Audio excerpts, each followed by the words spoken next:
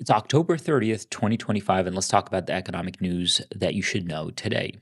This week, the Federal Reserve released its latest policy statement, and it was exactly as we expected. They announced a quarter basis point cut in the Fed funds rate. The market was expecting that, but when you look at the statement, there's more for us to dig into. When you look closer into the language, there's a shift in the language. The government shutdown is interfering with the Federal Reserve's ability to read the economy. And therefore, the Federal Reserve is having to use a softer language about precision of their decision. So, for instance, one of the statements says the recent indicators suggest the economic activity has been expanding. That was the previous version of it.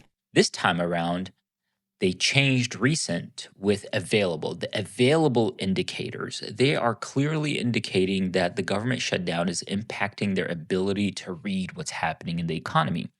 So, if this is happening to the Federal Reserve, these are the top economists in the country.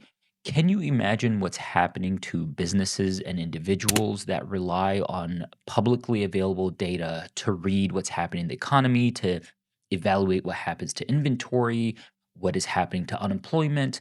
We are navigating this economy without the data that is necessary for us to succeed because of the government shutdown. So let's look at the data that we do have. The Federal Reserve statement indicates that inflation is a concern, but the labor market is a bigger concern.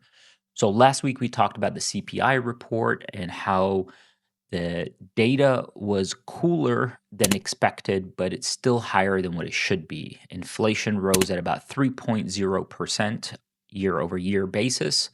And just as a reminder, that's still over the 2% target. At the same time, this week, yesterday specifically, we've seen several firms come out announcing tens of thousands of layoffs, and they're attributing it to artificial intelligence, which actually I'm not 100% certain if AI is replacing workers or if firms are investing so much in AI that they're taking money from labor and replacing it towards capital. And this goes with respect to the AI bubble that we have. Bill Gates is calling it the AI bubble, similar to the dot com bubble. So the economy is showing signs of weaknesses based on the data that we have. And that's not a lot of data. So we're having to read between the tea leaves to figure out what to do next. What I want to know from you is what is happening in your economy? Since we don't have the data, your stories matter. Leave a comment and make sure to check out today's newsletter.